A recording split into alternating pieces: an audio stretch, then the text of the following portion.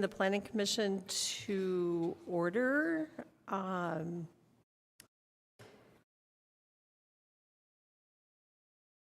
going to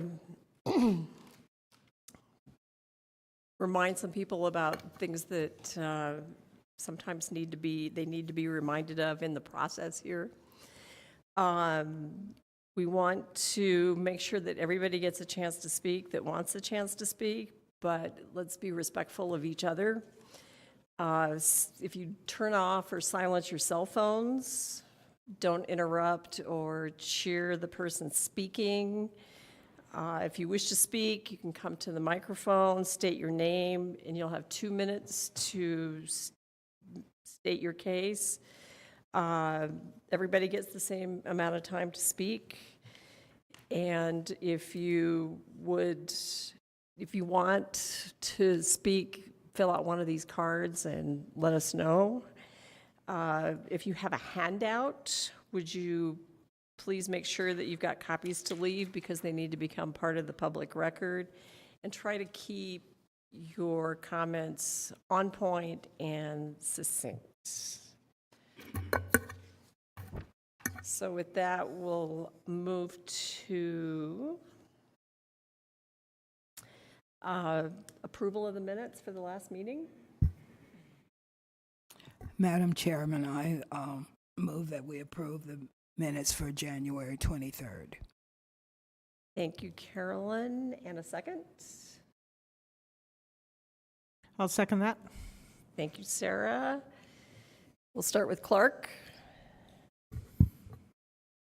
I'll abstain. I was not present. Thank you. Adrian? Yes. Carolyn? Yes. Sarah? Yes. Weston? Yes. Matt? Yes. Andres? I will abstain as well. Amy? Yes. And Brenda. Okay, the minutes are passed. Report of the chair, just want to mention that we did some leadership training and we're going to try to keep everything more on track during the meetings, and keep people at their allotted times and try to keep things moving along, because the meetings have been rowing longer. Sarah, do you have anything? Only that in addition to the training that we had, we got a number of flyers and things. Those are going to go in the Dropbox, so when those show up, that's just, you can have a sense of what we talked about. But a lot of it's, like she said, we'll be implementing in our meetings. And the director, please.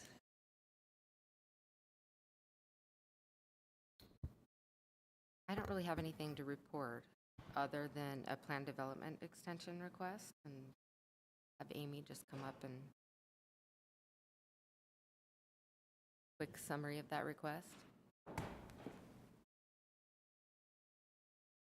I don't have any slides for this item, but there was a memo that was put into the Dropbox, and there's one online too. But the Planning Commission approved a plan development. It's at 563 East, 600 South on March 28th of last year, and they're requesting an extension on that approval.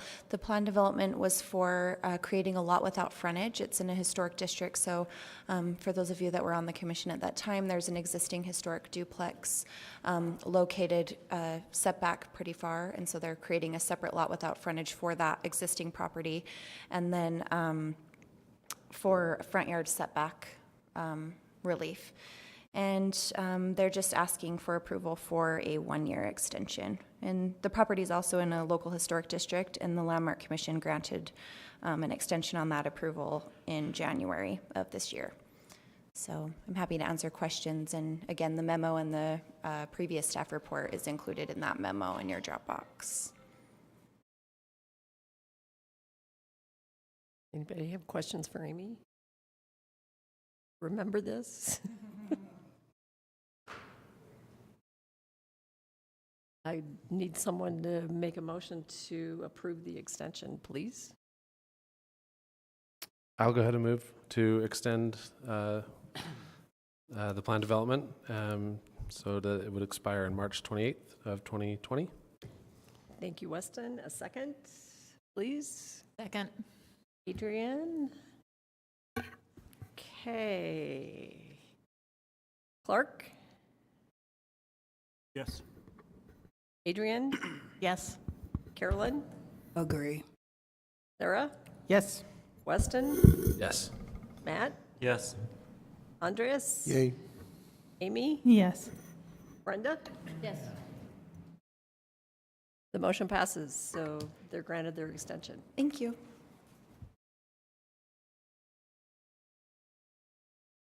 We'll start with our first item on the agenda, Urban Alfandre's Height Building Amendment expanded.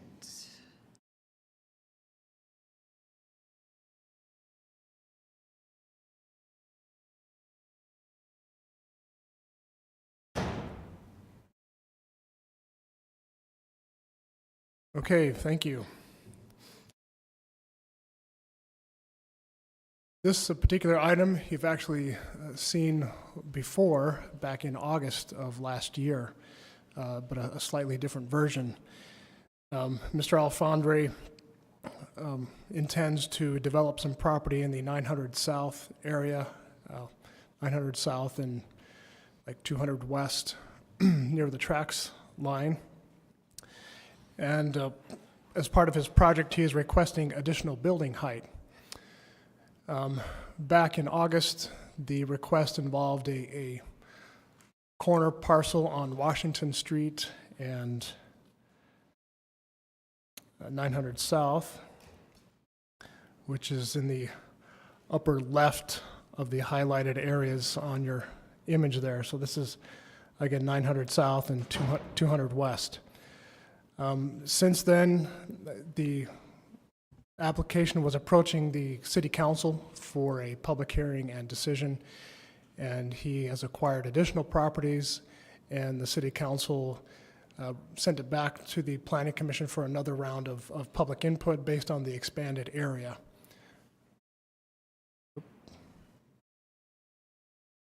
Not sure why it's, was it on the screen before? There it is. Okay. Oh. Don't Yes. touch anything. Sorry? Don't touch anything. Yeah, right. So the area has expanded now with the parcels in yellow that he has either under control or under contract in some form, and is back for your recommendation. Last time the recommendation was to not approve the zoning change. So we'll come back again for your second consideration this time. Just a refresher, this is in the FBUN2 zone. That zoning district was adopted in 2014.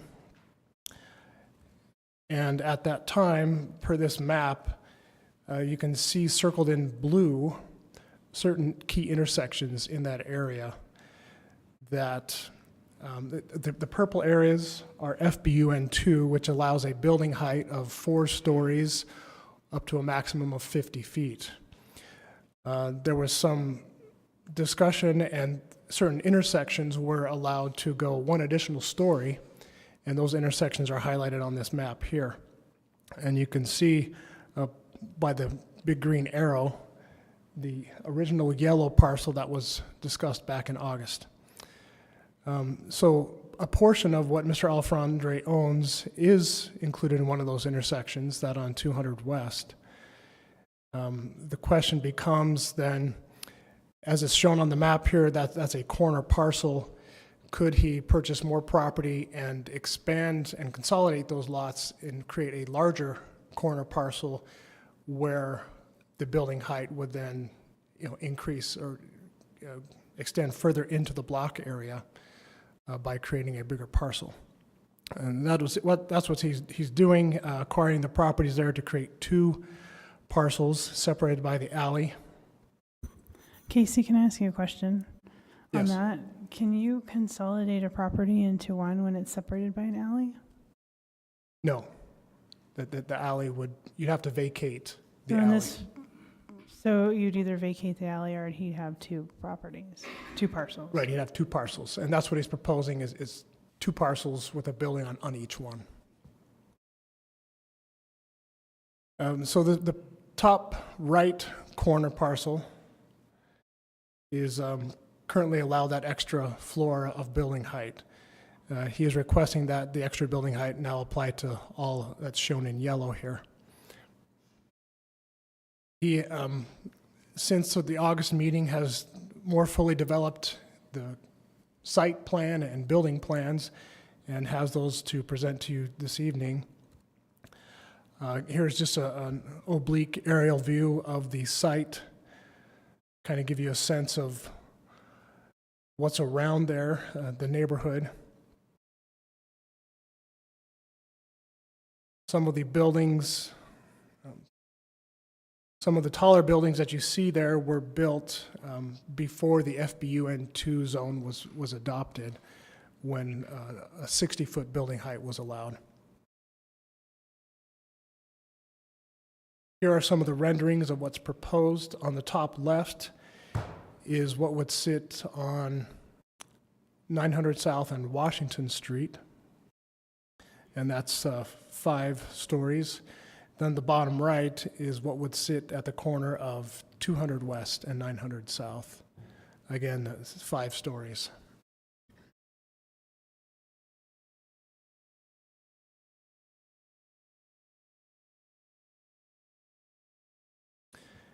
And then these are the views from, on the top left would be the view from Washington Street. And then the bottom right would be the view from 200 West. So 2 separate buildings on the 2 separate parcels. The question is essentially, if he creates bigger corner parcels, can that building height extend further into the neighborhood?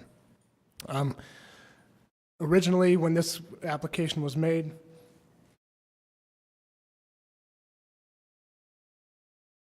Mr. Alfondre was asking for a number of properties along 900 South, almost like a corridor. He shrunk that area to the corner parcel that we were looking at originally back in August on Washington Street and 200 West, but now he's expanded it again to kind of be closer together and further into that block. So a couple of items to consider that the staff considered in reviewing this. One is what the master plan anticipates for this area, the downtown plan, which also references the urban design elements. And that speaks to a tiered building height stepping down from intersections. And that's somewhat attempted by that map that I showed you earlier to designate those key intersections and have the height be concentrated there for activity and density, and then step away from those intersections. This would kind of change that, and staff has concerns with doing that, with the expanse that he's proposing now and how much that would extend into the neighborhood. The other point is that, again, this FBUN2 zone was adopted back in 2014. That's about 5 years ago. And we're getting a number of projects that are just completed or are mid-construction that comply with the building height. So staff would prefer to hold off on changing building height until there's more time to see what the current heights, how they contribute to the character of the neighborhood, and see if that's adequate or see if we need more. So those are the primary considerations that staff is concerned with. And we're recommending that the proposal not be approved and that you present to the city council a recommendation against the additional building height. A couple of questions that come up with this proposal is, if it were approved, how would it apply to the other designated intersections in the FBUN zones? Could landowners then consolidate land and apply that additional building height throughout the entire parcel? Or we do have an ordinance that deals with the downtown districts where you're allowed extra building height on the corners, but that only extends 165 feet away from the corner. And then you're supposed to drop it down. So that's the experience we have with trying to regulate a corner building height. Would that apply to this proposal? I mean, it could, but that would be a question to consider. Or, overall, are we ready to, as a city, increase the building height allowed across the board, across the FBUN2 zoning district from 50 feet up to 65 feet? So some things to think about, but regarding this specific proposal, we recognize that it's a well thought out project, the specific building design. We're not opposed to this type of project, but we're opposed to allowing the additional building height to extend across the full site. So we recommend against that. Any questions for Casey? Yeah, Casey, what's the size of that corner lot there on 200 West and 9th South? Just the top corner lot. The original. Yeah.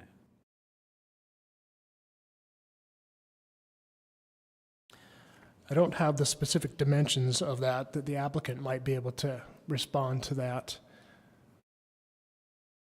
And then my other question is, if they were just focusing to, say, just that right side, just everything east of the alley, would you have a different recommendation for us, or are you still, because of the fact that he wants to expand south as well, you would stick with your recommendation? I mean, that could alter a recommendation. I mean, if it's just along 200 West, a more prominent, where there are some taller buildings already, how far that would extend in, not quite sure, but I think that would tend toward a more favorable or more support. Thank you. The idea was that we would allow this. This is really loud. It's just.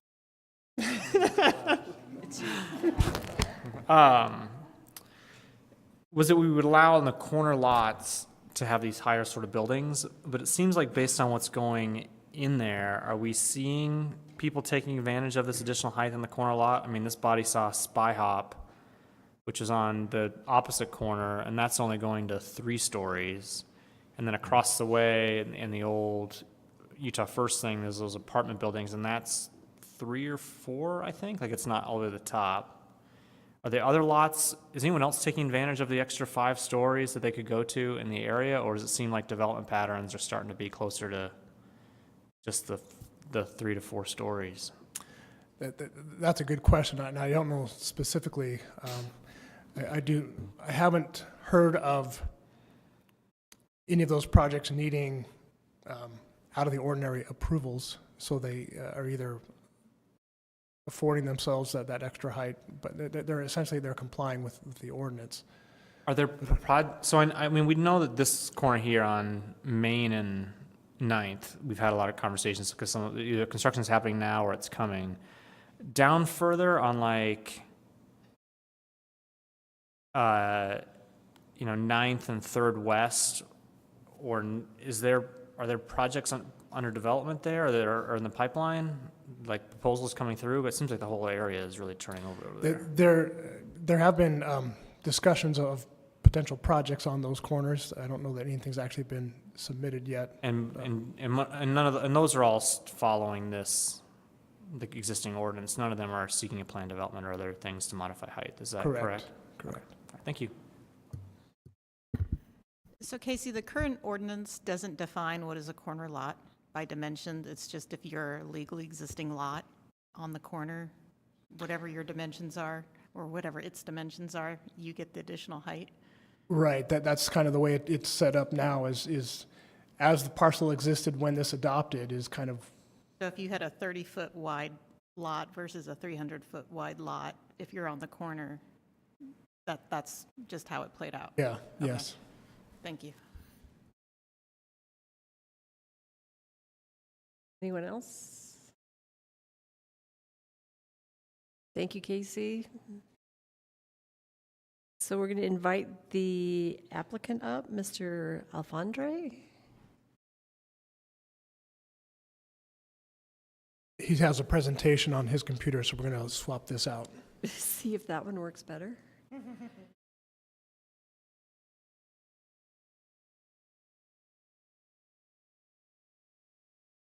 So you have 10 minutes.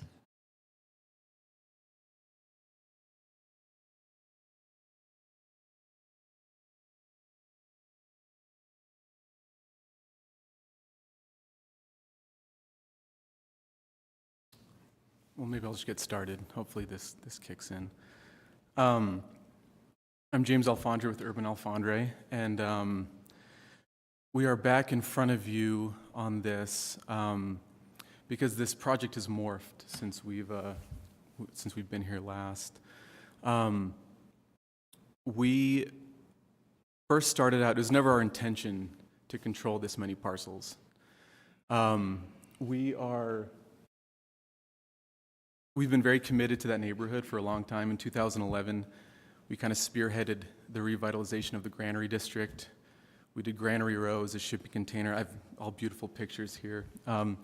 Where we took these shipping containers, put them in the middle of the street, just a couple blocks from here, to revitalize the area and show, working with the neighbors, of what's possible in this area. So I have very deep roots here in this neighborhood. This has been a very unique project. I think what's being lost in this discussion is this is a former dry cleaner site. And as we've gone through testing over the last 2 years, contamination is not just on this site, it has spread to the parcels to the west, most of the parcels that we own now. And there's a strategic reason why we did that. There's also a reason why this property has sat vacant for the last 4 or 5 years, and just a blight on the neighborhood. No one really wants to tackle dry cleaner sites. Again, being invested in the neighborhood, this is something that's important to us. We want to do what's right here. We don't just want to ask for extra height for the sake of asking for extra height. It really helps create a better project.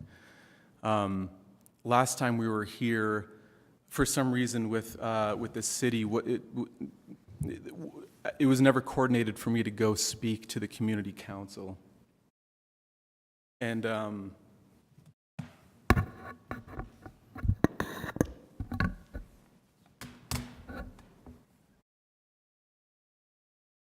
since I was here last, I have met with the Central Ninth Community Council and the Ballpark Community Council.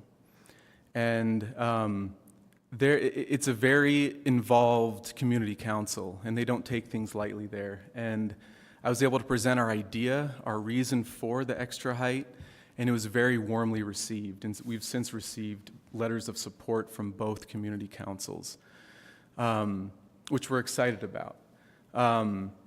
So the extra height really allows us to achieve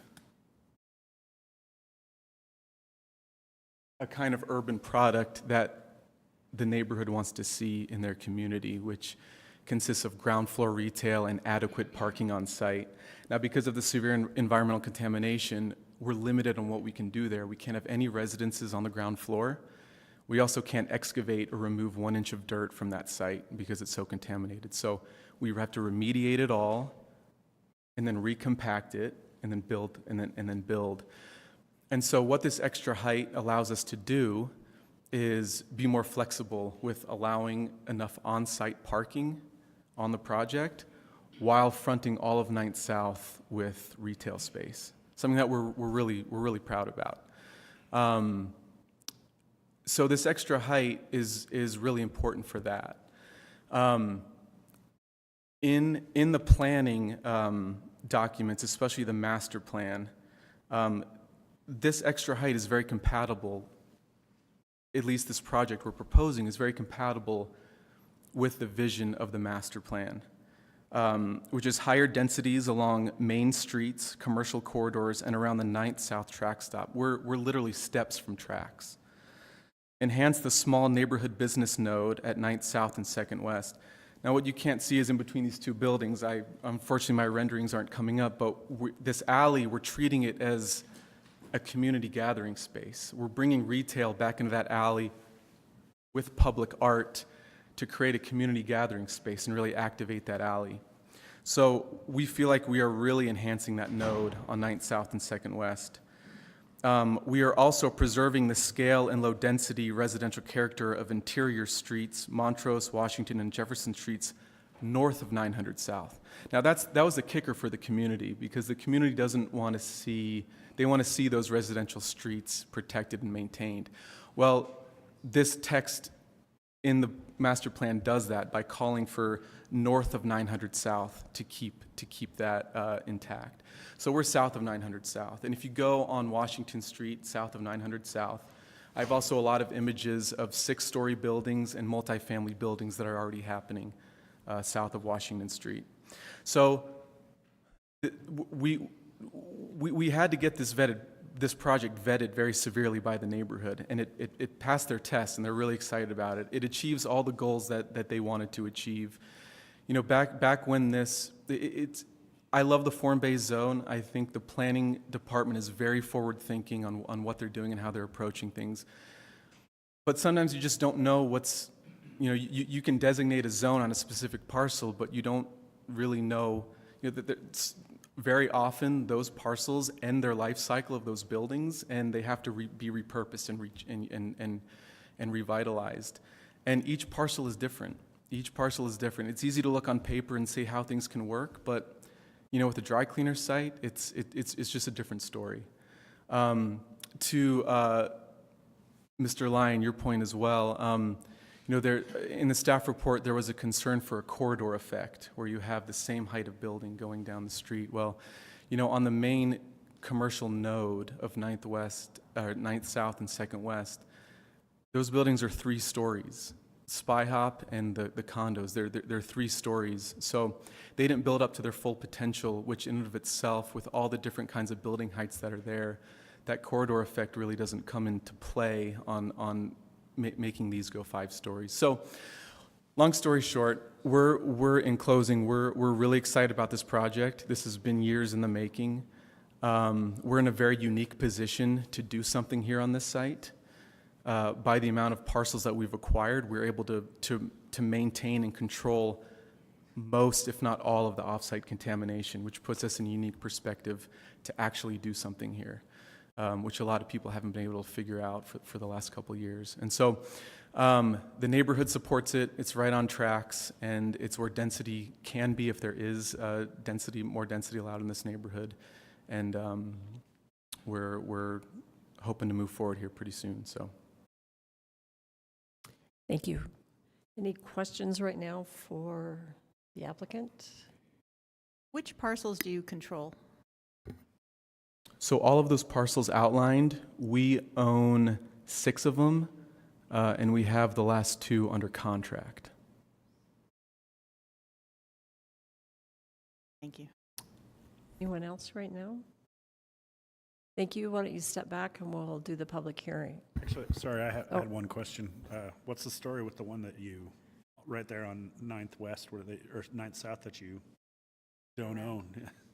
Oh, we've approached them. We told them the situation. They have 2 great businesses that they're running there, and they're happy where they are, and we're going to be good neighbors, and it actually breaks up the street pretty nicely, and so it's how that went about.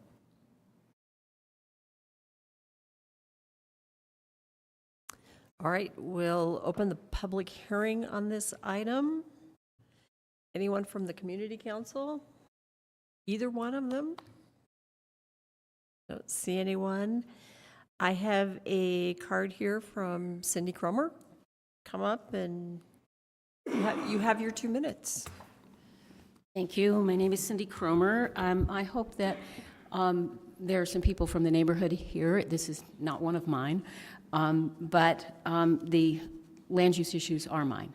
So the history of the FBUN2 zone, it was developed for this neighborhood specifically, and then it was applied to the entire city, and that created all sorts of heartburn for me because its next application after this neighborhood was at Trolley Square, just south of the shopping center. So for all of the heartburn that the FBUN2 has caused me, the intent of the zone for this part of the city is, I believe, very clear. And the distinction between a corridor and a node is huge. I face the quandary frequently of looking down 400 South and being thankful for drive-through windows and gas stations, because otherwise we're going to have walls on either side of the street that go up to the maximum allowed under stick framing. That's what we're going to have. You will certainly see more requests like this if you approve this one. I don't see any benefit to the urban design, the intent of the urban design formula for this zone, and I certainly see none to the neighbors to the south who did show up at the open house. Maybe they weren't present at the community organizations, but you do have in your packet comments from them when this went to an open house format before. So I refer you to them, and I hope some of them are in the audience. Thanks. Thank you. Is there anyone else in the audience that would like to speak on this topic? Come up and state your name, and then you'll have 2 minutes. All right. Well, my name is Cristobal Villegas. Sorry, that is loud. I am I live right in front of where this proposed parcel of height permission is going to be at. I live on Washington Street next to the Club Triangle. So a few things I prepared here. So I'm currently being asked to be on the Central Community Council on the board in behalf of renters. I attended a few community council meetings, so I'm just waiting to be approved by the board to be on there representing renters. I don't live downtown in Salt Lake City, but I live more on the outskirts, as we're talking about. And the reason why is because I like the relaxed view. I like, everything's accessible, but I'm not bombarded by so many tall buildings. Giving a zone change on the basis of a new apartment will, in my opinion, lack precedence in that area. More height, more units, more traffic, and then that means also, since they're not required to have parking, less parking already. It's interesting that the person here, was saying like it would be great to have more community-centered gathering space. However, with not much parking and with not much access to that area, I don't know how many community members can actually enjoy and benefit from that.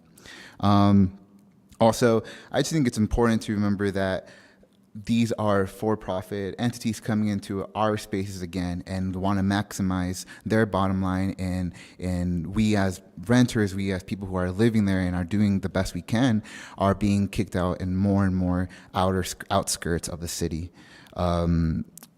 We just had one development made next to tracks. We're having one more next to tracks, and now another one next to tracks.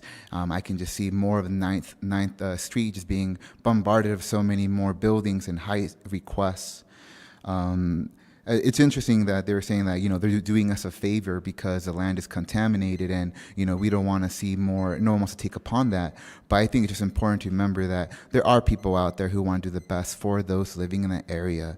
And also with more height, it's just make sure that we have to, one thing I want to say though is that our water main break is from 1906. We want to put more people there to continue to, Our use chair's our trying to water cut you break. off. Oh, sorry. That was your 2 minutes. All right, cool, thank you. Thank you. Is there anyone else who wants to speak on this? Okay, seeing none, we'll close the public hearing. Do you want to bring back both the applicant and staff? I have some questions for Casey. Okay, Casey, come on up.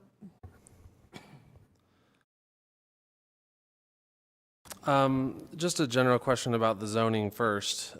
Is there no block face length limitations with this zone? Since we're cobbling these parcels together, I think Washington Street in particular, like how long is that, and are there any limitations in this zone?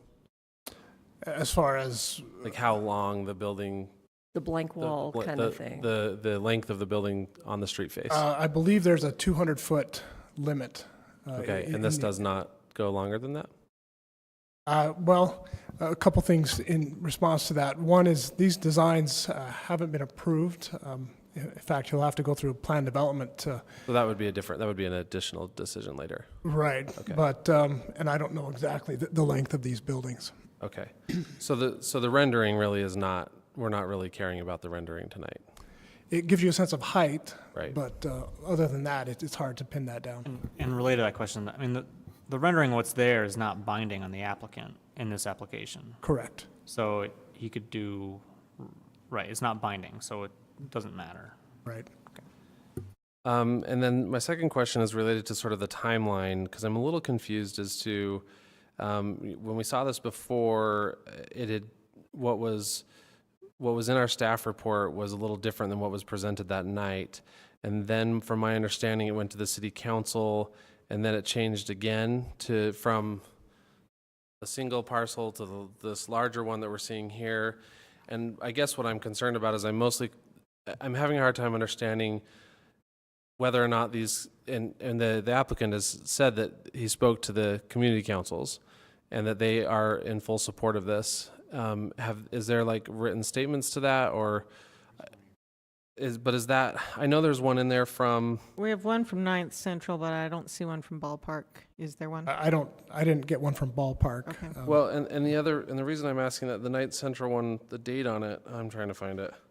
The date was November 18th, I believe. Okay, so, right, so are they responding to the exact thing that we're seeing tonight? There's been no changes to it since, That's my assumption. I didn't attend that meeting in November, but I do believe that these renderings or something similar was presented to them at that meeting. The applicant would have to respond to that one. But we're not approving the renderings. no, I understand that, but is the community okay? Because the first time we had this, it was an expansive piece of, or area that we were making a decision on. The community seemed very strongly against it. And then it changed, and our request last time was go back to the community on this scaled down version. We would like to know what the community wants, or if they're okay with something scaled down. And then it just seems like, I'm just having a hard time seeing the timeline as to, because there's some of the comments in our staff report are from, I believe, the original rendering from 2017. And then there's this one from November, and I'm just wondering at what point they are, rendering, or what What were they looking? were they looking at? Are they okay with this? Because that's my biggest concern here, is the community okay with this? Because our conversation last time was that the community has put a lot of work and energy and effort into making a decision on these varied heights, in the nodes and that sort of thing, and we didn't want to disturb that without their general approval. And so I'm just trying to get a sense as to what the community wants. And we had one individual speaking from the neighborhood, and I'm just wondering if you've heard anything else. Okay. So as far as what was presented back in November, I don't know exactly what parcels were included at that discussion. When the city council decided to send this back, we got with the applicant and said, let's clarify which parcels you want to include in this. We did, which is the ones that we've shown you tonight.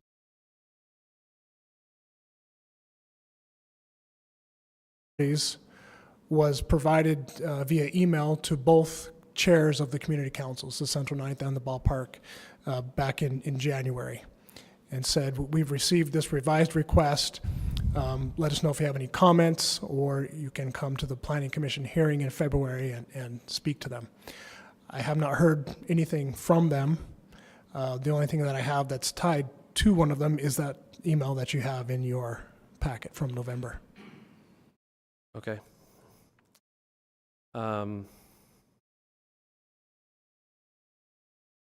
Okay, that answers that question. Thank you. I did receive an email while we were on our field trip from Taylor Anderson. I'll just read this for you. It says, I'm not sure I can make it tonight, but I wanted to let you know I think the proposed development from Urban Alfondre appears to be what the Central Ninth and frankly much of the rest of the city needs more of. We need more mixed-use buildings that give reason for people to stay in and visit neighborhoods throughout the day and night. Thanks, Taylor. That's from Taylor Anderson.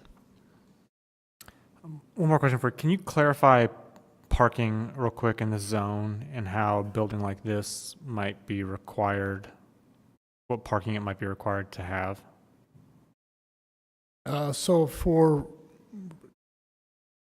Since the mixed-use project, it would kind of be divided into the different types of uses. So for residential use, you would have the parking requirement, which I don't know exactly off the top of my head. But Doesn't this zone have a lower parking it does. requirement than most of the It's zones? Maybe like one stall per unit, but don't quote me on that just yet. And then for the retail uses, it would be based on the size, so many stalls per square footage of retail area and commercial area.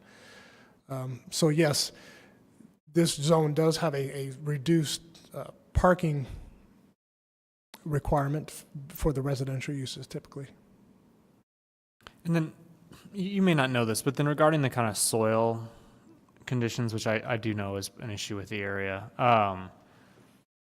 is there remediation funding or possible from the state or the city, or, I mean, isn't there some funds that help deal with that issue, or no? Or do you not know? I don't know. I know the applicant has had those discussions and may be able to respond to that better. So Casey, one more question, just to clarify. This proposal doesn't really affect the 900, where the track station or the tracks line is. They could consolidate those two parcels and would get the benefit of the additional height because then it's a corner parcel, correct?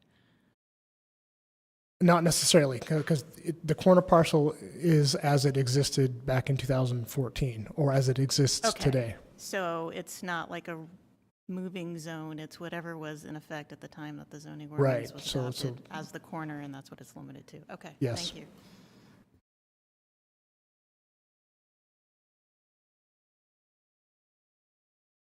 Any more questions for Casey?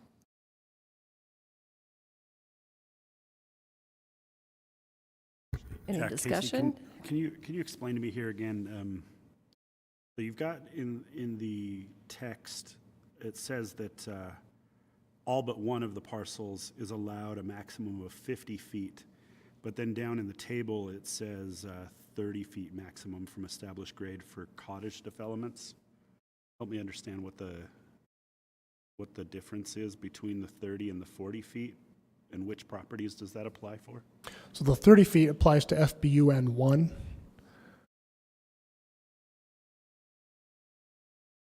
The table here says this is for FBUN 2. Which table are you referring to? Table 21A.27.050E2. You're looking in the ordinance right now? No, I'm looking at your report. What And page? you've labeled that table. Does not have page numbers on the pages, 2 or 3. Oh, okay, I see. So you're asking about that cottage development column? Yeah. Does that apply here? I thought, it seemed like before that that Washington Street corner wasn't allowed 50 feet, was it? It was, because it's zoned FBUN 2, Okay. which is allowed for a mixed use. So if you go look at the mixed use column in that table, Okay, that's the one. then you look at that height limit, 4 stories up to 50 feet. Okay. All right, thank you.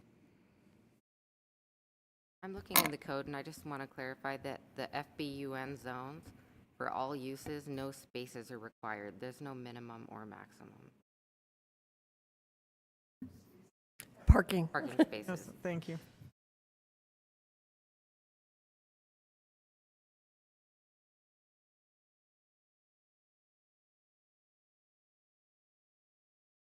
Thoughts?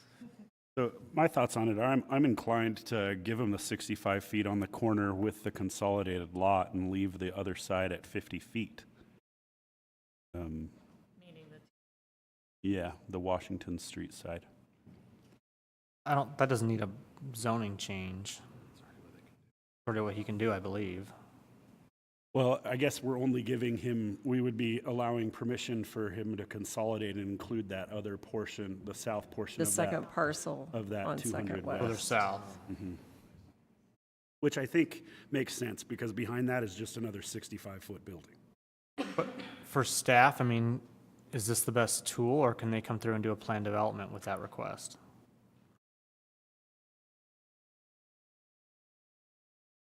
Can you explain that question again?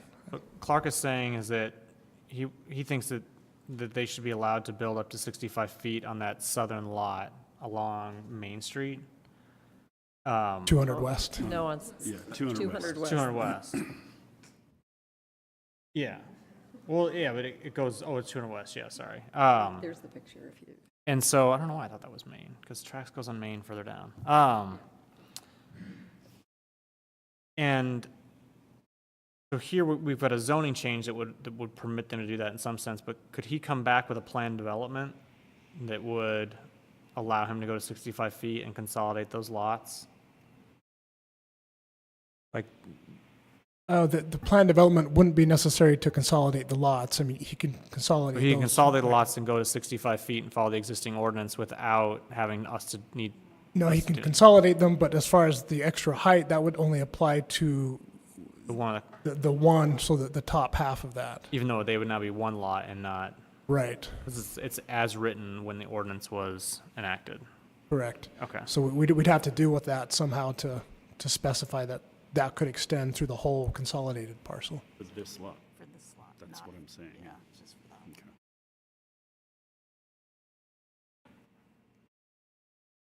So I'd be inclined to go with what Clark is suggesting for this reason alone. If he consolidates those into one parcel, the likelihood of, it feels like it would be a lot of work for somebody to keep track of which part of that parcel gets to be one height and which part of that parcel gets to be another height as you move into the future. I mean, it's one thing to build a building now, but down the road, you know, keeping it seems like that is something that's hard to keep track of. So he's like, you know, whoever owns that lot in the future could go up higher on the whole lot. So why not let it happen now? I'm not. Wrong on I'd that? probably disagree that it's hard to keep track of. It's Yeah? just a survey that's tied to the lot. I don't And then no matter what, it's. have to get a survey that's This gonna come back through. half is X and the front half is Y. Okay. Well, I don't have a problem with, so maybe I'm looking for reasons to add the extra height, but I kind of like Clark's idea. That's my opinion. Anyone else?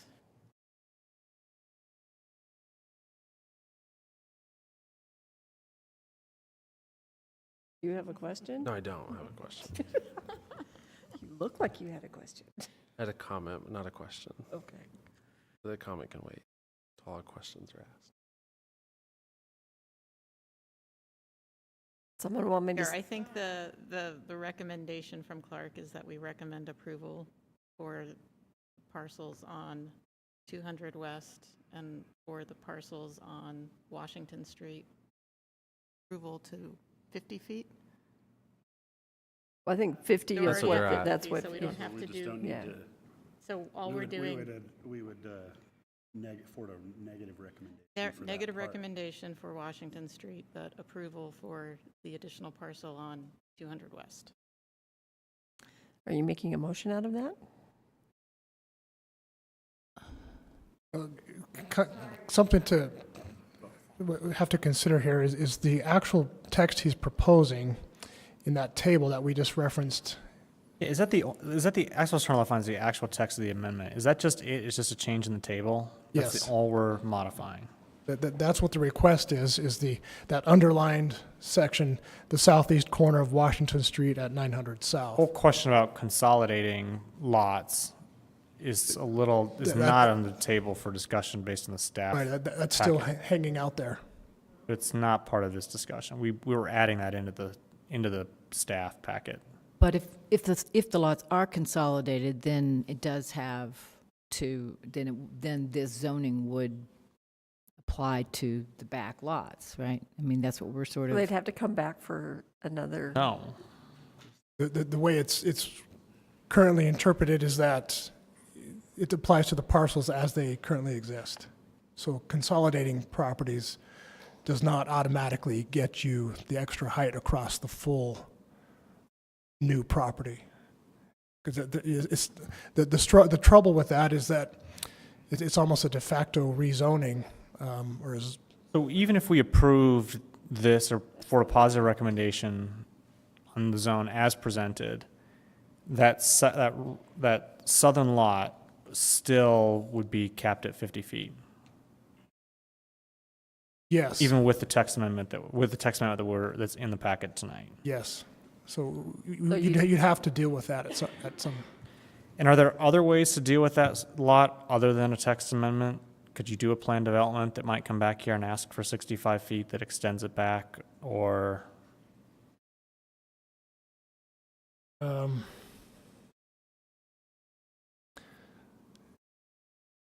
Well.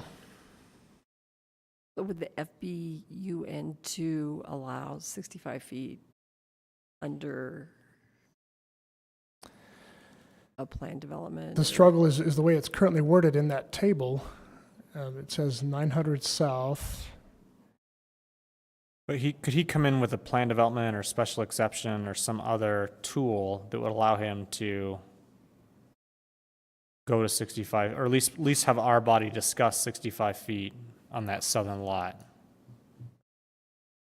I don't see anything in the code that would allow him to do that. Nothing comes to mind at the moment. Okay. Can we bring the applicant back up? Sure. Now I'm really confused. Huh?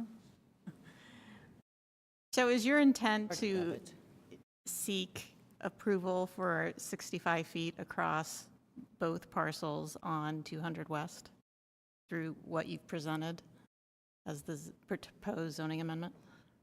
Our request is to have 65 feet be applied to all of these parcels. Seems So like what we're being told is we can't make that decision. That's not the way it's written. Right But this here. doesn't do that, does it?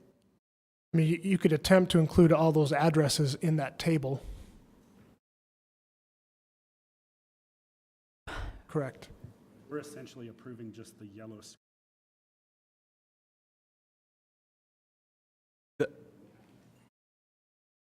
That was our intention. This was really confusing for us and our team as far as if you consolidated lots, if it applied over. That's what sent us back to this planning commission, and we tried to specify that by highlighting specific parcel numbers and outlining those parcel numbers in this yellow outline as our intention. So perhaps do we want to table this until I'm thinking we need to send it back. until we get a proposal that Covers what what the they applicant is want. intending here? Yeah.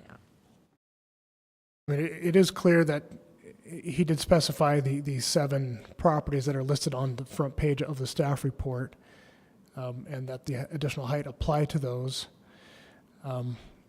As to how the actual wording, how does that translate to the wording in the table, that may have to be revised.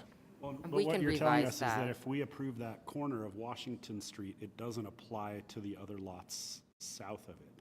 Same as if you approve, or as if you consolidate the site on 200 West, that corner doesn't apply to the entire property, right? Right. So even if we approve this, it doesn't get him the rest of what he wants. If we approved it, it would only apply to, well, I'm looking at the vicinity map here, the one that's in red. It would only. The little red one on the current corner. corner parcel. The current corner on Washington Street and 9th. That's the way this reads. I'm pretty sure that was not the intent of the, Then every time some corner development comes through, people are going to try to be consolidating lots and coming to us and Right. ask, or we're approving, what, unless you guys, we have building 8-7. lengths and stuff, but.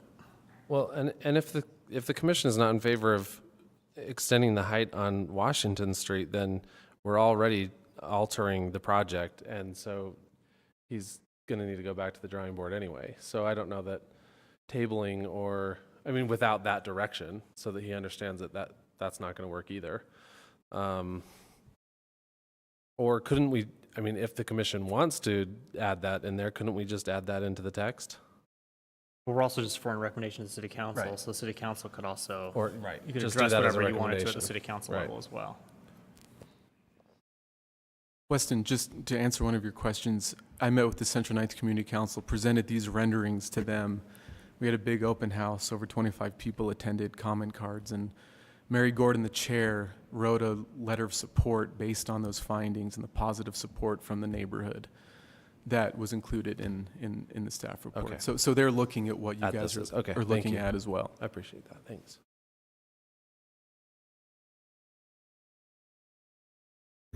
it seems to me that we need to send this back because this is not going to have the intent of creating the ability for you to build the buildings you're showing in your renderings. Let's put it that way. You won't be able to do that if we approve this, or if we send it to city, or if city council approves it. You still won't be able to do it. So it seems to me that we should at least table it or send it back for rewrite so that it comes back the way you want it, so we can at least vote that way, but one way or the other on that. Would you like to make a motion out of that? I move that we table this discussion and ask that the applicant and the staff work together to revise it. I'll second that. Who was that? Clark? Thank you. We'll start with Brenda. Yes. Amy? Yes. Andres? I will vote yes. Matt? Sure. I'm probably willing to force out one way or the other tonight, but sure. Weston? I will vote yes. I will say that I'm generally not inclined to give the extra height on Washington Street. I might be more so inclined if we could get some sort of letter from the other. It's Ballpark that we didn't get one from. I have a letter from them as well. Okay, that yeah, if we could get that, PDF. that would I be a can good forward thing to that include you. on your return. Yeah. So I'll vote yes. Sarah? Yes. Carolyn? Agree. Andrea? Or Adrian? Yes. And Clark? Yes. The motion is to table it. So go do your homework. Thank you.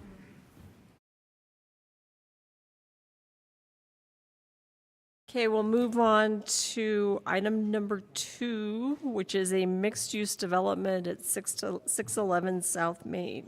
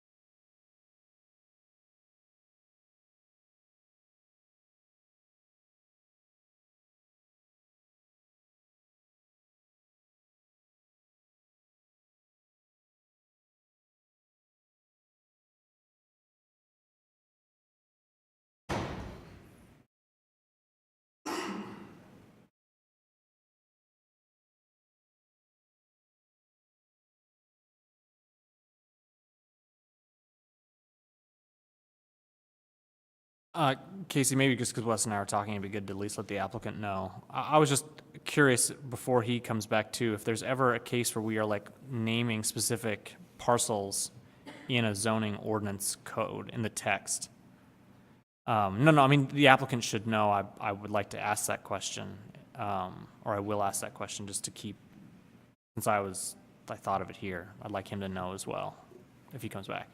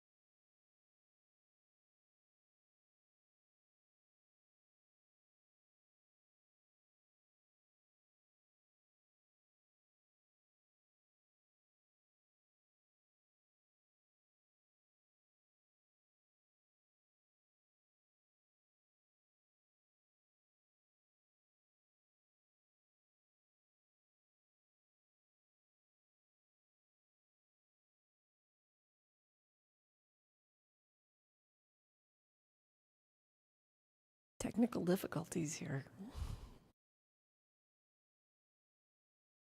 I think Paul said he was willing to do some karaoke. Hear it. Gonna need to warm up a little bit. I can tell you that, is this on? Yes. Legislative session is in full swing, and it's not awesome. That's not what I'm looking for. There was a bill that was numbered yesterday, House Bill 315, that it's a pretty big bite at land use regulation. Some of it is intended to help streamline some things for municipalities. I'm going to go on record here to say most of it is shockingly intended to benefit developers. It ties cities' hands significantly. That's all I got for you. I'm not really going to sing. You'd read Michaela's Facebook posts for you if you want. Paul, I'm going to unfriend you. No. Oh. Welcome back, Dave.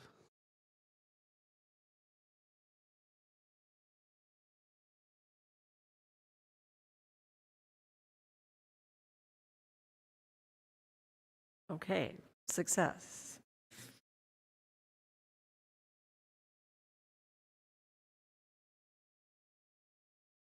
Okay, back in session? Yes. All right. Good evening, Commissioners. This petition is submitted by Sixth and Main LLC regarding a project called Sixth and Main. And this is located, as shown on this visual, directly south of the Grand America on Main Street and 600 South. And the petition is to reduce the minimum required height of 100 feet for corner buildings within,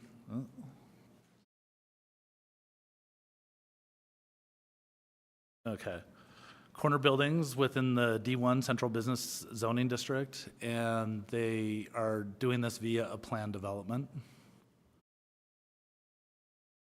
This is another view of the project showing that where the D1 zoning is located and where it intercepts with the D2 zoning just south of the project area. My apologies. This is on 3 contiguous parcels, planned for 3 parcels right now, and it is the AT&T store, the event center, and Cheddaburger. And they would need to consolidate those 3 parcels prior to pulling building permits. As I said, it abuts the D2 zoning district. They're planning a mid-block walkway in between this building and 600 Lofts, which is directly to the east. And this is also located on a Grand Boulevard, which is 600 South. The proposed uses, this is a mixed-use building with ground floor commercial and then 175 residential apartments above. This is a visual looking directly north across 600 South at the front of the building, showing the active mixed use on the ground floor, and then above that, the living units, the apartments. And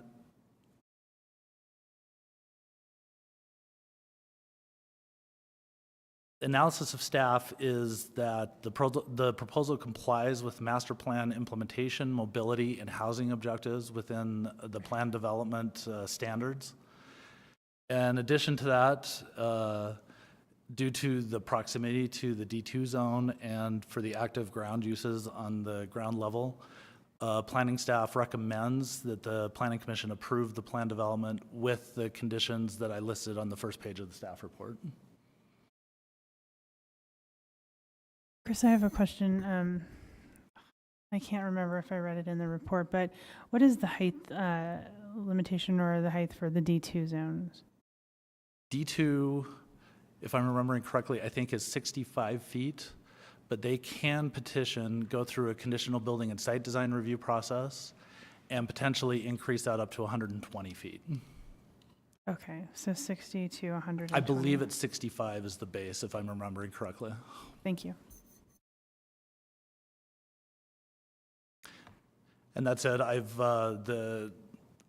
the petitioners can come up and present more if they'd like to. I just wanted to give a quick overview. You're correct, it is 65. You're right. Any questions right now for Chris? Looks like you got off easy right now. So applicant, you can come up.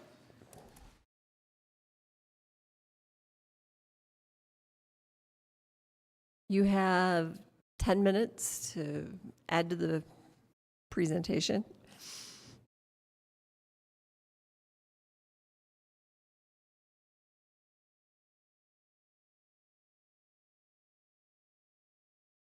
Thank you for the time. Thanks, Chris, for putting together the report. We appreciate it. My name is Ben Lowe, one of the principals and owners of Lowe Property Group that's developing this property. We were before you a couple months ago for a project in Sugar House, and be back for a couple more soon. So anyway, this is my partner and brother, Alex Lowe, and then Peter Berger with MVE Architecture, and he's the lead architect on this project.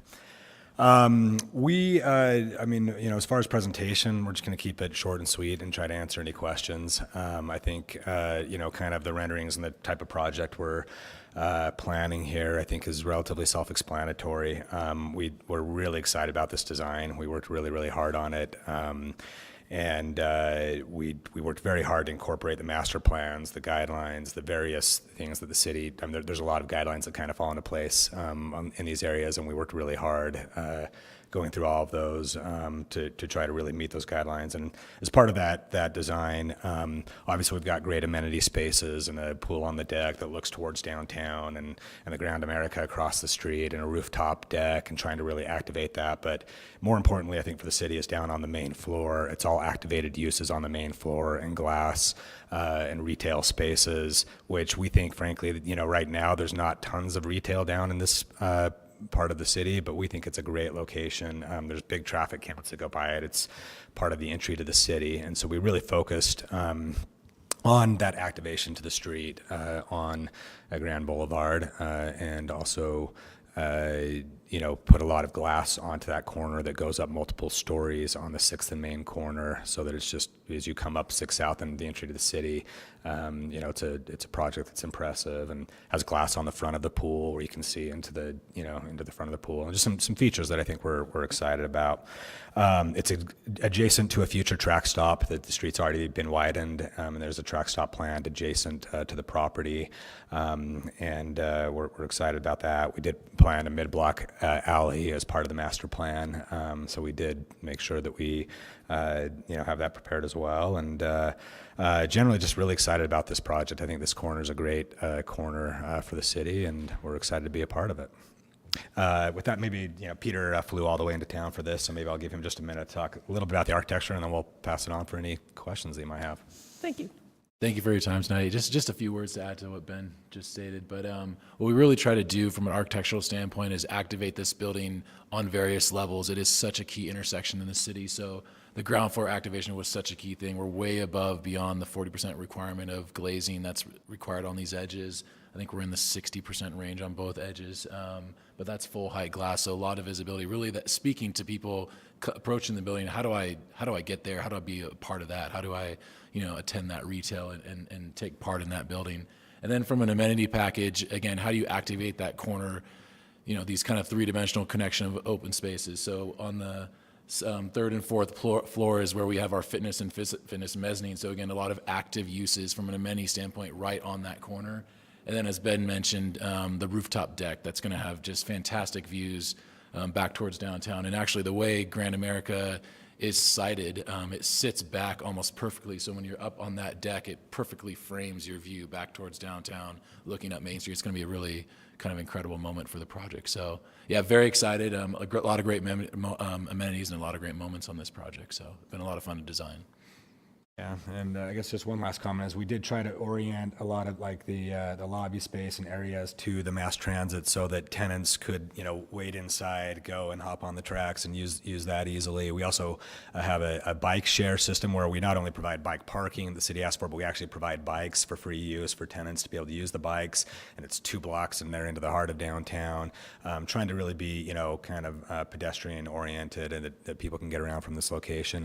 And then the last thing I would say is just our company, we're long-term owners. We build properties and we hold them and keep them. We're not somebody who's trying to sell it in 2 or 3 years and trying to build it inexpensively to try to kind of flip for profit. We try to build properties right that we hold, forever. And that's what we're doing here, is trying to build really property that we can drive by with our children in years to come and be proud that it's, meaningful to the city and something we're proud of as longtime Salt Lake residents who drive, on 6 South regularly. So. All right. Any questions for the applicant? Where will the track stops be? It's on Main Street, directly west, right there we're showing the cursor. The city's already widened the street, and we've been working with multiple members of the city. The RDA actually has some funds for the actual track stop. We've already met with the UTA, and it is planned and happening adjacent to the property. And then the developers in this area, including ourselves and some other developers who are planning buildings within a few block range, have in principle agreed to put up the rest of the funds to build the track stop. So we're really excited about that. Thank you. So is the retail going to be open to the public? Yes. Okay. Mm-hmm. So I understand that the purpose of this is to reduce the required height of 100 feet down to 85 feet. And we've had quite a bit of development in Salt Lake City that is typologically like this, where it has ground floor retail and a number of stories of apartments above. And I recognize that this might be a much higher quality. But at some point, when we approach downtown, and I think that was the intention here, is that we have to kind of abandon this idea of this building type construction, which is why you're doing this, correct? Right. Those of you, everyone understands this, right? So that they can't build higher if using this type of construction. Okay, so if you go higher, typically in a place like Portland or some other places where they do have taller buildings in their downtown, it's because they moved to steel or concrete as a basic structural material. So at some point we do have to we do have to move to that kind of construction. So if it's not here, right on the edge of downtown or right really in downtown, then where? Yeah, no, I think that's a good comment. There's a couple of things here. We think that this site is very appropriate for this height of building. The building to the east of us on this same block is not as tall as we're planning this building right here, and so it kind of fits with that. And then you get to the next zone, literally to the next side of it, and then it's 20 feet less is the maximum height in the next zone over. So we think it's a pretty good transition spot. I think if we were 2 or 3 blocks to the north, that would be a different story. And you're correct. We've actually played with some high-rise plans, and we actually have priced them out. And when rents get to $3 or $3.50 per square foot, then we'll start seeing a lot of concrete construction, and that will happen in this market at some point. But probably also doesn't fit the goal of affordable housing. And we felt like that trying to build a product where it's $3 rents is not feasible and not something I think the city's looking for on the fringes of downtown at this point. Thank you. And I guess my only other comment on that too is I do think that the mass and the scale of a building like this, part of it is trying to get density in the downtown urban core and get people onto the streets and next to mass transit. And here we have 175 units, it's a very efficient building with 175 units on 1 acre. So I think we're accomplishing bringing residents next to the mass transit line right there that can quickly ride into downtown or get up to the university. And I think really all of the goals that we saw in the master plan for this area, I really think we're achieving, especially with the quality of this building.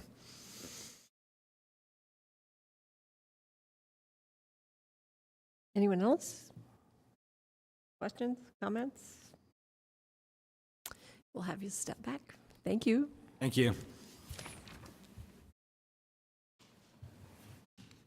Okay, we'll open the public hearing on this item.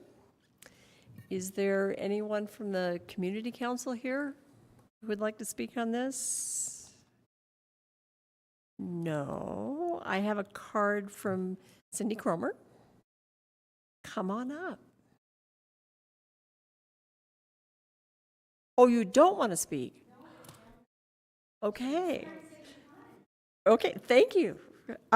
Cindy has a comment. A market rate plus project right next to affordable housing and across the street from a 5-star hotel. It doesn't get any better than this. All right, is there anyone else that would like to speak on this? Seeing no one, we'll close the public hearing. And do we have questions? Are we ready for discussion? Do we need staff to come back? What's your pleasure?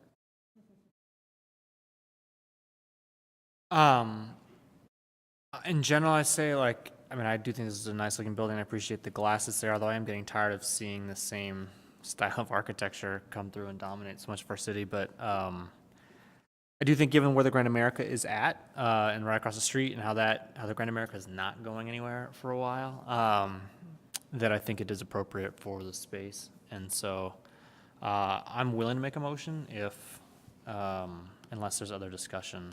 Any other discussion? I just have one comment that kind of echoes what Brenda was asking. And I appreciate the applicant saying that they are bringing residents there. And I know it's, being on 6 South and that sort of thing, it's got some challenges. But, we had a discussion a while back on a project further north and east. I'm forgetting the name of the project, but it was a very strange parcel, and they wanted a reduction in height. And we were hesitant to give them a reduction in height, but because of their building challenges and parking challenges, we decided to go ahead and let them do it. I was hesitant on that because I believe that, we are densifying and we have to add density where we can. And if we're not using our D1 zones and we're not using spaces right next to a track station or a proposed track station, then we are missing an opportunity to really maximize density. And so I'm really reluctant to reduce height in a spot that should be absolutely maximized. I mean, I would agree with you, but if they came forward for a rezone and saying this should be a D2 property, I'd probably be fine with a rezone that would have allowed the same. because the way I have always thought of the Grand America as kind of the edge of what downtown kind of is. And then even when we're looking at development where it's happening, it's going west more towards the gateway, and that seems to be the corridor that we kind of have.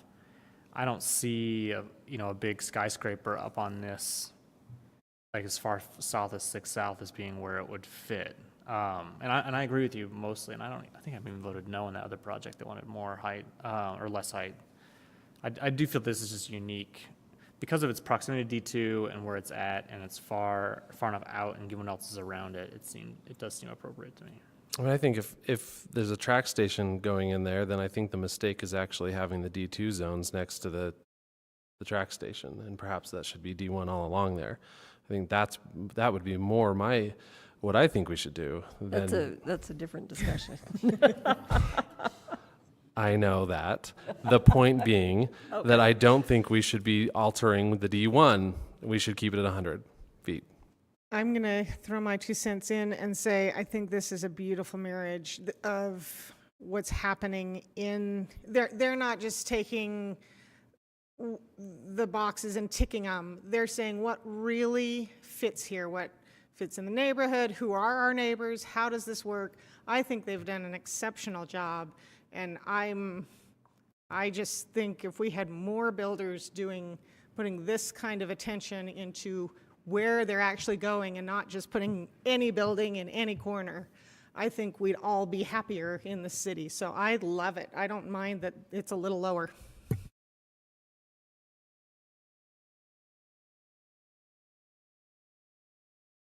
I guess I want it recorded in some way that, or that we all might at least have the sensibility to understand that the D1 zone is so that we have a higher density in our center of our city. And if we willy-nilly sort of let it go everywhere, that is not the intention of our downtown master plan.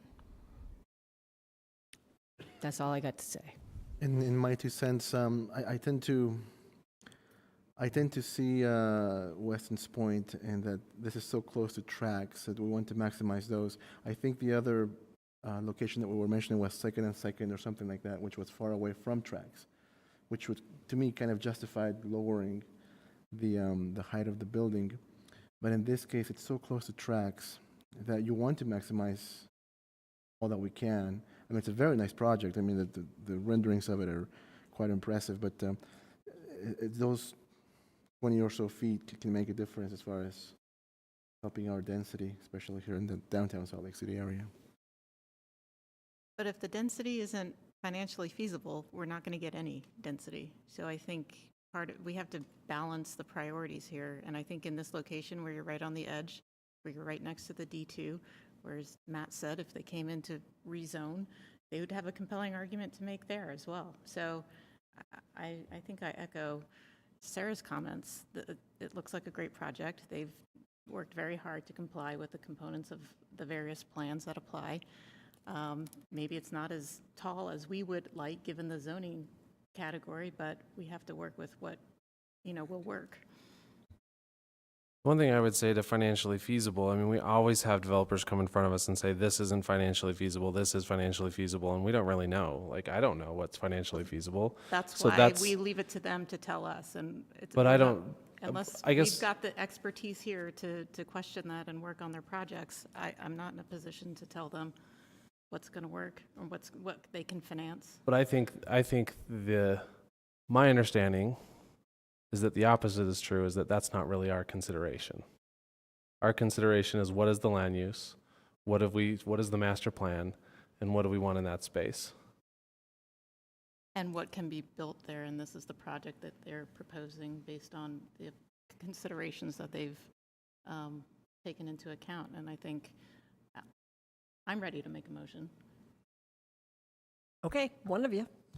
Based on the findings listed in the staff report, the information presented, and input received during the public hearing, I move that the Planning Commission approve plan development petition PLN SUB 2018-00993 for modifications to the minimum height requirement of 100 feet on corners in the D1 zone, as indicated in the staff report, with the following conditions of approval. 1, the 3 subject parcels must be consolidated prior to issuing building permits. 2, an easement for the proposed mid-block walkway to the east of the proposed structure must be approved by Salt Lake City and recorded with Salt Lake County. 3, only the specific changes addressed in this report as part of the plan development or preliminary subdivision review are modified. The applicant must comply with all other applicable zoning regulations. And a second. I'll second. Clark can have it. Okay. Motion by Adrian, second by Clark. Let's start with Clark. Aye. Adrian, Yes. Carolyn, Agree. Sarah, Yes. Weston, No. Matt, Yes. Andreas, No. Amy. So, yeah, I'm on the fence, but I agree with Matt that I'm really tired of these all look the same. So I hope for your future stuff you start to mix it up a bit, but I'm going to vote yes on this one. And Brenda. No. It's 1, 2, 3, 6-3. The motion passes. Good luck.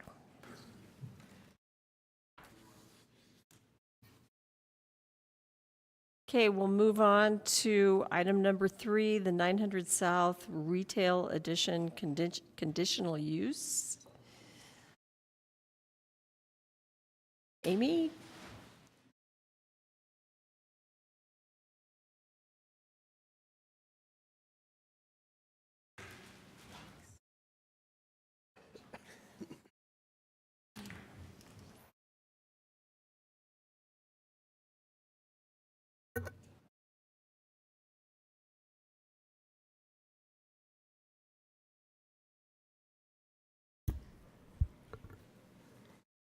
This is a request from Daniel Schmeling, the architect representing the property owner, for a conditional use and conditional building and site design approval to construct an addition to an existing commercial structure at approximately 1037 and 1043 East 900 South.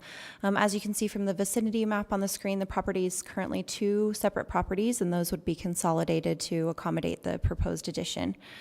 This application is before the Planning Commission because the property is located in the RB zone, the residential business zone, which requires a conditional use process for construction of an addition to an existing building if it includes demolition of a residential structure and if the proposed addition is for non-residential uses.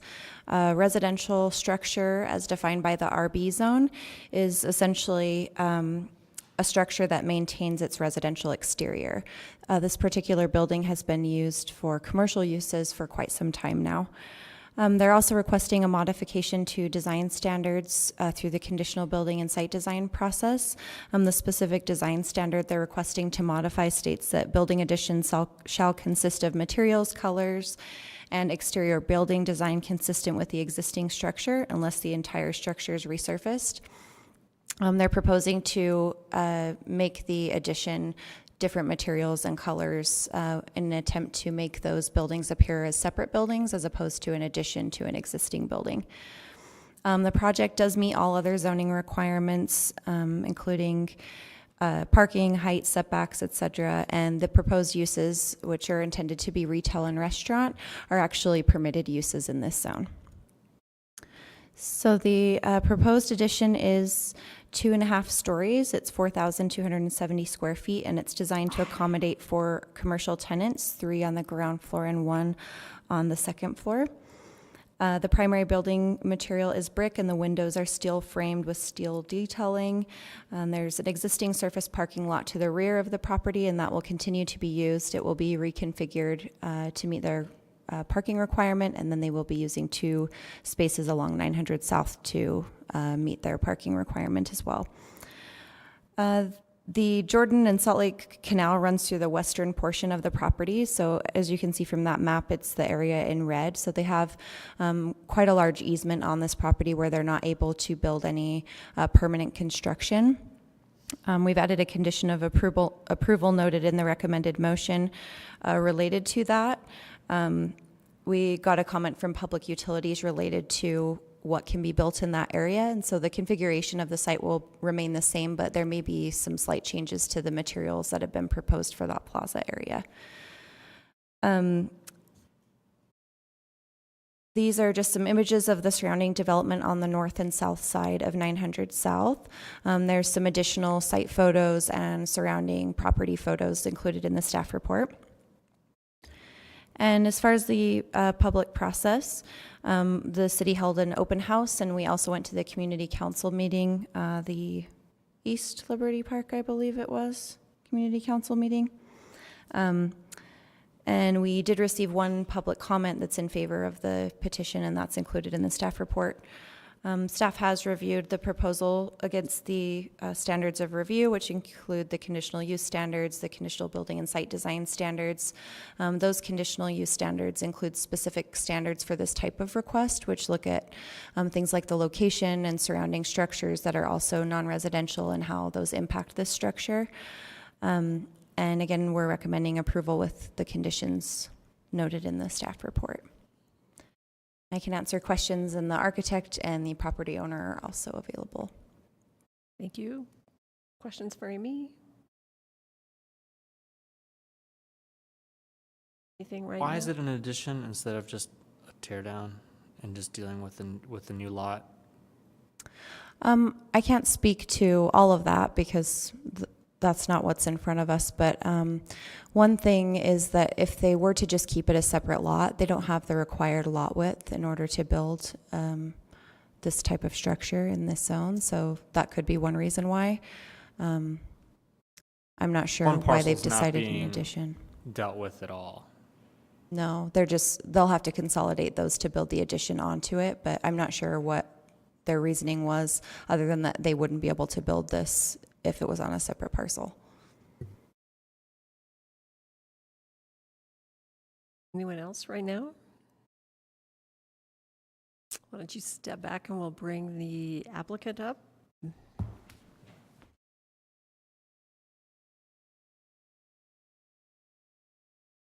Please state your names for the record, and you have 10 minutes. I'm Suzette Eaton, and I'm one of the property owners. And I'm Sheridan Mordew. I'm the other property owner. I'm Daniel Schmaling with Carbon Architects. Anything you can add to this? Why? Maybe you can answer Matt's question. We can answer that. So when we bought this property 15 years ago, we, in spite of doing all of our due diligence, the canal that runs there has never been recorded. It was recorded originally in 1884 and had never been seen since. So all of our title work never showed that. So when we started this process, we had no idea that for 15 years we've been sitting on a canal. So that is the main driver of the design and the reason to do the addition, because we couldn't fit another structure. We also are not big developers. We're just local girls, and we cannot afford to tear down that other building and build some big. We want to add on to it, but have it appear like it's another retail location that's, buildings right next to each other feel. Are there any connections to the building, or are they just We do not touching have any. walls? Touching walls. Yep.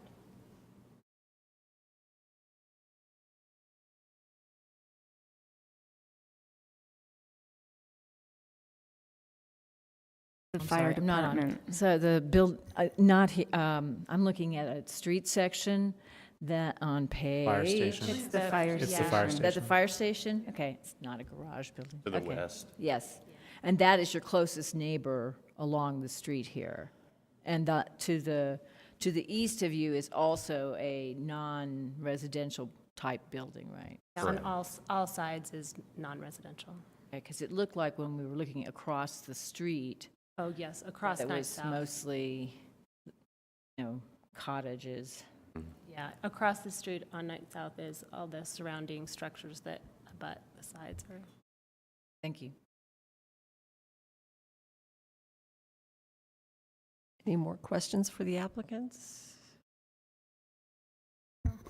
I just have kind of a general comment. I don't live too far from here, and I have felt for a long time that 9th and 9th is like schizophrenic. Like it doesn't know architecturally the direction it wants to go, and this kind of just reinforces to me this complete hodgepodge of what's going on, and it actually messes with my mind when I go there. I'm like, I have no idea what's going on, and so I don't feel a connection any longer to these disparate things. And I get that you want to make it look very different, but I don't know if there's a way to try and bring in some of the elements of what's in Hip and Humble just to try and bridge this so it's not so harsh. Would be something I would personally appreciate as I go through there. I mean, I think for about 15 years I thought, I do not know what's going on 9th and 9th anymore. It's just such a weird mix of stuff, and so it almost has no vision to me now. I'd also like to recommend the thought of doing some angled parking here like you find down on the intersection. We're in that process. Yeah, I know we've had this discussion before. Some planning commissioners don't really like angled parking. I personally do, and it's also literally a part of what you see just a little bit further west, and this area is, really popular, and so the more you can maximize some of that parking to not be parallel, plus nobody knows how to parallel park in this city. So I can think speak to that parking. So the city is actually redoing 900 South, and we have been in the for the process. intersection on 11th, right? Yes, and they are taking the reconstruction of the street all the way down to Windsor. Oh, that's good to know. Actually, excuse me, to Lincoln. Excuse me on that. I know what you meant. So Lincoln up to 11th. And we are in the process talking with Tom Millar about that angled parking. We have gotten approval so far from Urban Forestry because we have some large trees out front. And we have, we're still working through it, but we feel exactly the same. It's very important to have that angled parking right there. That's So, great. I'm really glad yeah. to hear that. And I guess I don't really have an architectural suggestion, but just something to make this. I wouldn't mind, making a comment about that too. Both, we're sisters and we own this property together. And we have felt strongly about the architecture at 9th and 9th. And when we first went into this project, Dan, our architect, we were like, we want this to feel, very 9th and 9th. Look at the red brick buildings down on the corner. Look at Hip and Humble. This is what we want. But with that canal easement, it really forced our hand in creating something a little different than what maybe our original vision is. The one thing that I think we are doing to kind of resonate what's more traditional to 9th and 9th is the steel windows with the heavy steel over the windows like down at Mazza. So we are trying to bring in some elements that are very reminiscent of that architecture. So I understand that when you see the drawing, it looks a little bit more modern, but we do have an eye for that detail too. So I appreciate the challenges of the canal. This is not the first parcel in that area that has had to deal with that. I'm a longtime resident, I understand that. I think in looking at the rendering, there are just certain features of Hip and Humble that you get a jut out, like a little awning kind of canopy, like, I don't know. I don't know. I get what you're trying to do. This just feels, again, just so schizophrenic about how to complement each other. And there's really no real one vision any longer there. Oh. But that's part of what just continues to make me not even feel a connection to 9th and 9th any longer. But I appreciate the canal issues, and I understand that. So that's really all I had. Anyone else? So what's the second floor of the building going to be used for? Office space.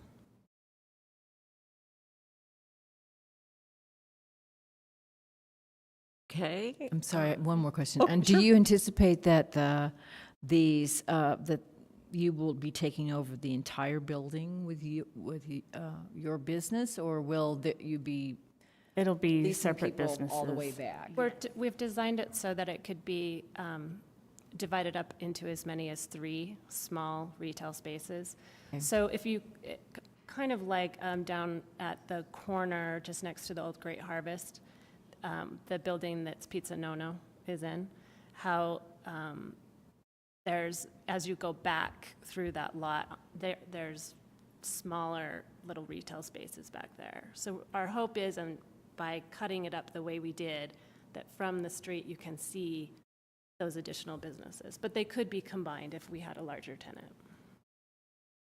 Thanks. Okay, we'll have you step back. We'll do the public hearing. So we'll open the public hearing on this item. Is there anyone from the community council here? Okay. Okay, come up. You'll have. Please introduce yourselves, and you'll have 5 minutes. Just need to sneak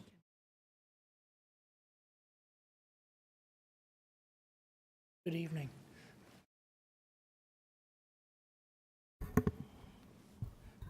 My name is Darrell High. I'm co-chair of the East Liberty Park Community Council, and Dave Richards is with me, and he's our land use planning chair.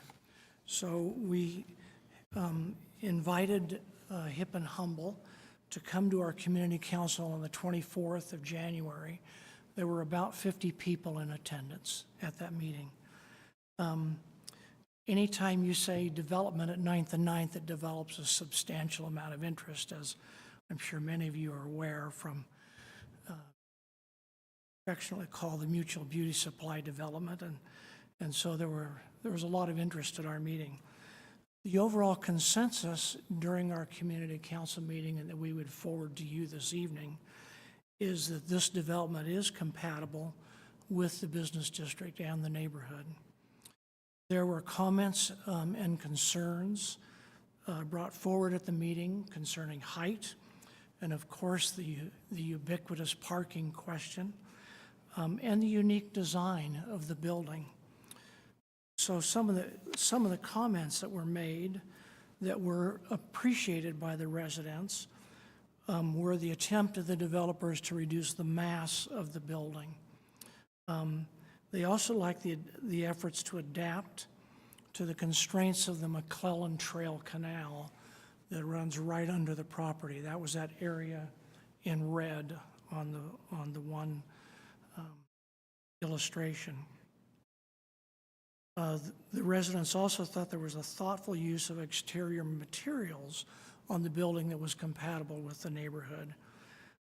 It represents continued investment by a local business that contributes to a walkable neighborhood. There were also comments appreciating the idea of an outdoor patio incorporated as an asset. Hip and Humble has has a long and positive history, and we welcome the support of this addition to the fabric and character of our neighborhood. And I appreciated Amy's comments about zoning, and so I dug through my folder, and I just thought you would all enjoy the zoning variances that are in our neighborhood. Considerable even within a single block face. And I'll turn the time over to Dave. And that sort of relates to my comments. As Commissioner Berry mentioned, I counted today, I think it was either 6 or 7 zoning districts from 9th East to 11th East on 9th South. And we've talked about it before at ELPCO meetings about, the need for some kind of, whether it's an overlay district or some kind of consensus on how to bring projects forward. Because every one of those little areas is going to come through with different standards, different requirements. And specifically to this one, I question whether the RB zone is still really appropriate on that portion, on the north side of 9th South, especially with regard to the design standards about materials and roof lines and so forth. It works well over on 11th East, which is also in our district, because most of those buildings there are converted homes that look like homes. But the north side of 9th South doesn't have much of that left anymore. So enforcing those kind of standards makes it difficult. I think they've done a good job with a difficult property, difficult site to work with, and I wasn't able to attend our open house with them, but from what I understand, the comments were very positive in general. Thank you. Thank you.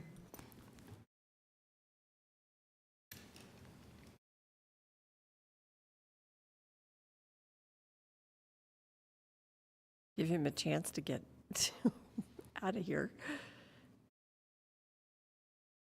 No fun at all. I have a card here from Cindy.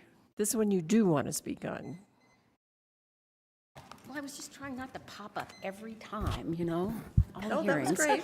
It's my So fault. my name is still Cindy Cromer, and I want to say that there's no collusion between Dave Richards and myself about the state of affairs at 9th and 9th. But we have both been around for a while, and so we see some of the same things. First of all, there's a principle in preservation that's really at odds with the requirements of the ordinance here. The principle in preservation is that if you're going to add on to an historic building, you make the addition look distinct from the original, so it's very easy for the observer to see what's new and what's historic. And so it just struck me as interesting as I was reading the staff report that that principle is not addressed here. This is a historic building on the corner. It's not the first proposal for its redevelopment. There was a very contentious proposal quite a while ago, but after the rezoning to RB. So I do want to throw in that I've suggested that the materials that come out of the house at demolition be made available for reuse. I understand that it's not in great condition, but if you're looking for a door of a certain size, it can be just wonderful to find it at the salvage store right down the street on 900 South. I think what we really need to talk about, and it's very hard in a building boom like this to talk about long-range planning, but we need to talk about a small area plan, revisiting the existing small area plan for 9th and 9th. So what is called the East Central Community Small Area Master Plan, or the 9th and 9th Plan, was adopted in 1992. It is now over 26 years old. It was driven by problems created by the expansion of the Smith Food King and their totally untenable loading dock. It solved those problems and didn't address others that are now in front of us. Thank you. Anyone else that would like to speak on this topic? Come up and introduce yourself, and you'll have 2 minutes. And I'll be brief. My name is Mike Van Voris. I live at 856 South, 1100 East, about a block away from this development. And my key comment is that the 900 South corridor from 9th and 9th up to 1300 East, if you can visualize that, is being developed with this more modern look. There are 5 different buildings that have been constructed in the last 3 years that have changed the look of that road from residential commercial to pure commercial. And all of them have involved more than 1 story, 2 stories minimum, and they continue. Right now, it looks like the easternmost extent of that goes to 1100 East, which is proposed to have either a circle or some sort of interchange that would allow traffic to move east and west on the 900 South corridor and also north and south on the 1100 East corridor more efficiently. As a resident, I would like to see the 900 South corridor developed in a commercial manner that makes sense. We all recognize that it will never be what it was. It's going to be a walkable, attractive, enjoyable, mixed-use neighborhood. We like that. But there's a small group of neighborhood blocks that exist north of 900 East, north of 900 South, and east of the Roland Hall St. Mark's School that are now being cut off by this 900 South development from the Gilmer neighborhood as well as from the neighborhoods that exist along 1100 East. And we want to see the Planning Commission take that into account so that we're not cut off like a finger, that it never retains its original look and feel as a residential neighborhood. Thank you. Thank you. Is there anyone else? Seeing none, we'll close the public hearing on this. Bring it back up to the Planning Commission. Do we want staff or the applicant to come back up? Could staff just address the comment about the Hip and Humble building being historic? Is it on the register, and do you know? So there is some analysis in that in the staff report. It's not in a local district, but it is in a national district. But for the purposes of this, The building itself is not in a registry, it's in a national historic district, both of the in the buildings. district, but It's not subject to local regulation. So it's not something that we look at in terms of these standards that are before you tonight.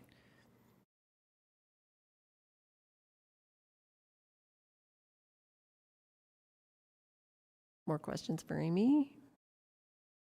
Do you know when the Hip and Humble building was built? I don't know exactly when Hip and Humble was built, but I want to say it was early 1900s.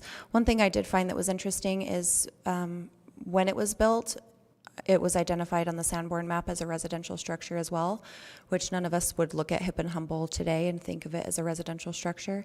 But it was initially built as a residence and also a store. But I don't know exactly when it was built.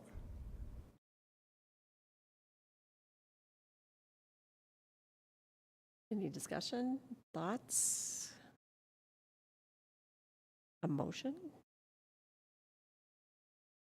I'm ready to make a motion. Have at it.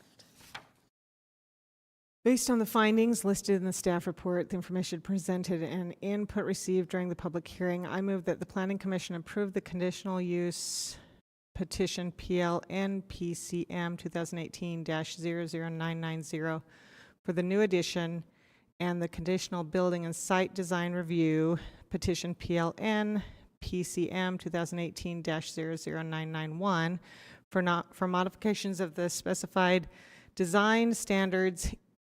Am I reading the right one? In section 21A.37 of the zoning ordinance with the conditions of approval below. And yeah, numbers 1 through 4 listed in the staff report. Do I have a second? I'll second. Thank you, Brenda. Just a quick discussion. When she seconded, that's helpful, but I would love to know what Brenda thinks about the architecture and the two different, as our architect, just real briefly, because you are often helpful in this situation. I actually like the fact that both of them are quite different in their expression. I do believe in the Secretary's standards of not trying to duplicate the architecture of one over the other. And I really like the way it steps back and addresses the canal zone so that there is an opportunity there for some places for people to stop. I am sympathetic to Amy's question about what's 9th and 9th becoming, and I do think that it would be good to have a master plan, but I think even if you have a master plan, this kind of project, which is kind of marrying the residential to the older type to a newer type would still be something we would accept. The kind of thing that really bugs me there are projects which are the 5-story, like the one we just saw, 5 stories with the retail on the ground floor. I mean, I'd much rather see the projects be of a sort of not a quasi-residential scale, so they're 2 to 3 stories tall, they're not really wide. And that's the kind of zoning I would really appreciate having there to protect the scale of that neighborhood. Thanks. Ready to vote? Clark? Yes. Adrian? Yes. Carolyn? Agree. Sarah? I'm a little offended Matt didn't want to know my opinion. I actually really like the building, I will for the find record. an opportunity to ask yours. But I say yes. Weston, Yes. Matt, Yes. Andreas, Yay. Amy. So I'm really glad you're sympathetic to my view. I think you're getting two things here: the architect and the lay person, the resident, who goes by this area every day. I didn't say this, but I wanted you to know that I appreciate that you guys are still there and you want to still be invested. Those are the kind of people that we want in our community. So I'm really glad that you're sticking around and working with these challenges. How